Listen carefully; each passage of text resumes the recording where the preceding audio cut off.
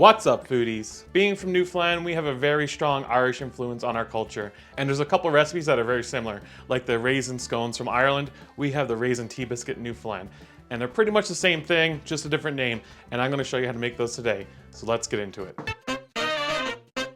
First, you're going to take 375 grams of all-purpose flour. It's roughly about 3 cups, and to that we're going to add in 1 teaspoon of salt, 5 teaspoons of baking powder. I know it sounds like a lot of baking powder, but it's going to help us give it that nice rise and make them nice and fluffy and light.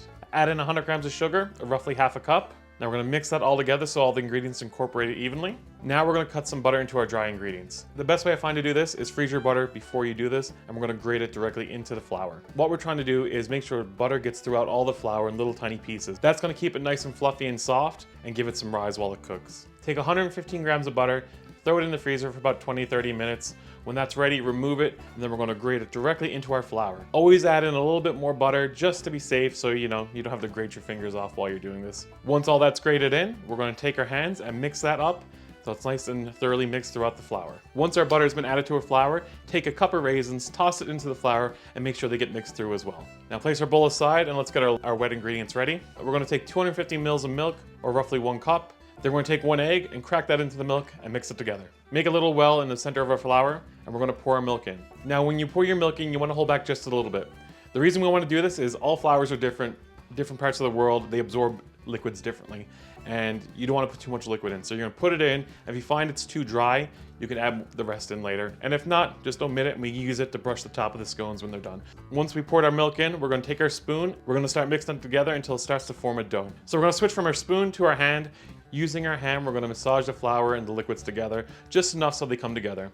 Remember, we're not going to knead this dough, because if we knead it, it's going to be tough and not rise as nice. Once your dough's come together, we're going to flour our work surface and roll our dough out onto it. To cut our biscuits, you can use a little ring cutout, like this, a little cookie cutout, to cut them out into little circular shapes if that's what you want. But I'll show you an easy, quick way to do this. So we're going to form our dough into a circular shape, and we're going to make sure it's about 1 inch to 1.5 inches thick. And we're going to take our knife, we're going to give it a dusting of flour and cut it into 8 equal portions. And each time we cut the dough, we're going to give it another dusting of flour just to keep it from sticking to the knife and gives you a nice clean cut. Cutting your scones or biscuits this way will keep you from having to use your scrap leftovers and reworking that into a shape. Usually those ones end up tougher because you have to work them a bit more just to get it back into that shape again.